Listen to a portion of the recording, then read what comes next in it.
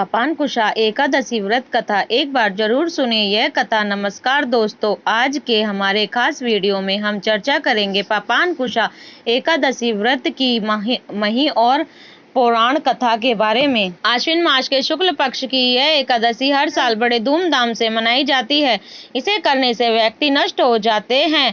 वह विष्णु तात्या है। वीडियो की शुरुआत करते हैं एक अद्भुत कथा से, जिसे भगवान श्री कृष्ण ने युधिष्ठिर को सुनाया था। युधिष्ठिर ने श्री कृष्ण से पूछा, हे जनार्दन, अश्विन मास के शुक्ल पक्ष की एकादशी का क्या नाम है? कृपा करके मुझे इसके व्रत की विधि और इसके फल के बारे में बताइए। भगवान श्री कृष्ण ने कहा, हे युधिष्ठिर, इस एकादशी का नाम पापांकुशा एकादशी है। ये सभी पापों का नाश करने वाली होती है। इस दिन मनुष्य को दौड़ विधि पूर्वक भगवान पद्मनाभ की पूजा करनी चाहिए। इस व्रत के प्रभाव से मनुष्य को स्वर्ग की प्राप्ति होती है। जो व्यक्ति भगवान गरुड़ ध्वज को नमन करता है, उसे कठोर तपस्या के समान फल मिलता है। भगवान विष्णु के नाम का कीर्तन करने मात्र से संसार के सभी तीर्थों का पुण्य प्राप्त हो जाता है। जो मनुष्य हरि की शरण में जाता है, उसे यम यातनाएं नहीं झेलनी पड़ती। सशस्त्र यज्ञों का जो फल मिलता है, वह एकादशी व्रत के सवे भाव के बराबर भी नहीं होता। तीनों लोकों में इस एकादशी के समान कोई पुण्यकारी व्रत नहीं है। भगवान श्री कृष्ण ने कहा, इस एकादशी व्रत से मनुष्य को स्वर्ग, मोक्ष, आरोग्यता, सुंदर पत्नी, अन्न और धन की प्राप्ति होती है। जो मनुष्य इस एकादशी का व्रत करते हैं, वे अंत समय में हरि लोक को प्राप्त होते हैं। इस व्रत से व्यक्ति 10 पीढ़ियों तक के पुत्रों का उद्धार कर देता है। व्रत करने वाले व्यक्ति दिव्य देह धारण करके विष्णु लोक जाते हैं। जो व्यक्ति दान पुण्य करता है, उसे यमराज का सामना नहीं करना पड़ता। सोना, तिल, भूमि, गौ, अन्न, जल, छाता और जूते का दान करने से यमलोक के द्वार बंद हो जाते हैं और व्यक्ति दीर्घायु, धनवान, कुलीन और निरोग रहता है। धर्म से सद्गति और अधर्म से दुर्गति होती है, इसमें कोई संदेह नहीं है। प्राचीन समय में विंध्य पर्वत पर क्रोध नाम का एक बहेलिया रहता था। वह बहुत ही क्रूर स्वभाव का था। उसका सारा जीवन हिंसा, लूटपाट, मद्यपान और गलत संगति पाप कर्मों में ही व्यतीत हुआ था। जब अंत समय में यमराज के दूत बहेलिया को लेने आए और यमदूत ने बहेल से कहा कि कल तुम्हारे जीवन का अंतिम दिन है, कल हम तुम्हें ले जाएंगे। यह बात सुनकर बहेलिया बहुत भयभीत हो गया और महर्षि अंगिरा के आश्रम में पहुंचा।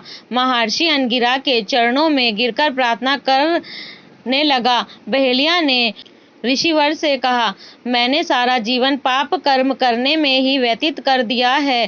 कृपा करके मुझे कोई ऐसा उपाय बता दीजिए जिससे मेरा सारे पाप मिट जाएं और मोक्ष की प्राप्ति हो जाए। उसके निवेदन करने पर महर्षि अंगिरा ने उसे अश्विन मास की शुक्ल पक्ष की पापांकुशा एकादशी का विधि पूर्वक व्रत करने को कहा। महर्षि अंगिरा के कहे अनुसार उस बहल ने यह व्रत किया और किए गए सारे पापों से छुटकारा पा लिया और इस व्रत और पूजन के बल से भगवान श्री हरि विष्णु की कृपा से वह विष्णु लोक हो गया। जब यमराज के दूत ने इस चमत्कार को देखा तो वह बहल को लिए बिना ही यमलोक वापस लौट गए। इस प्रकार पापांकुशा एकादशी का व्रत करने से न केवल मनुष्य के सभी पाप धुल जाते हैं, बल्कि उसे स्वर्ग लोक की प्राप्ति भी होती है। जब जानते हैं कि इस साल पापांकुशा एकादशी की तिथि और व्रत का शुभ मुहूर्त क्या है।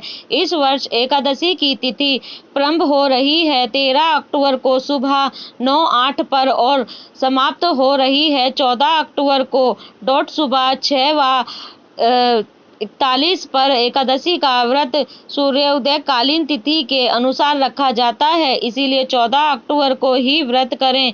अगर आप 13 अक्टूबर को व्रत करते हैं तो वह दशमी युक्त एकादशी होगी, जो नहीं करनी चाहिए।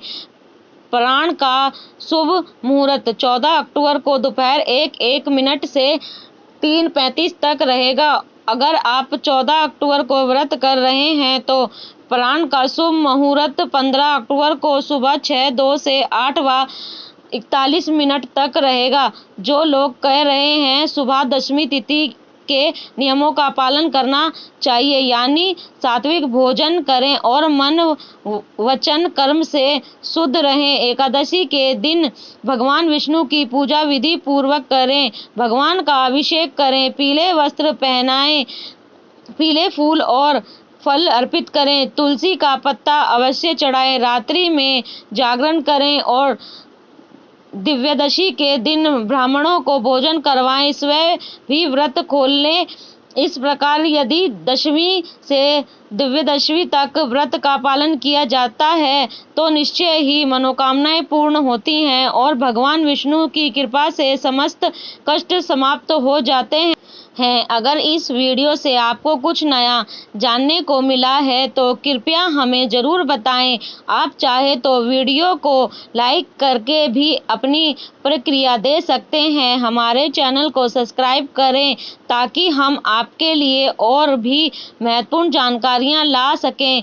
तब तक के लिए अपना ख्याल रखें। जय श्री विष्णु।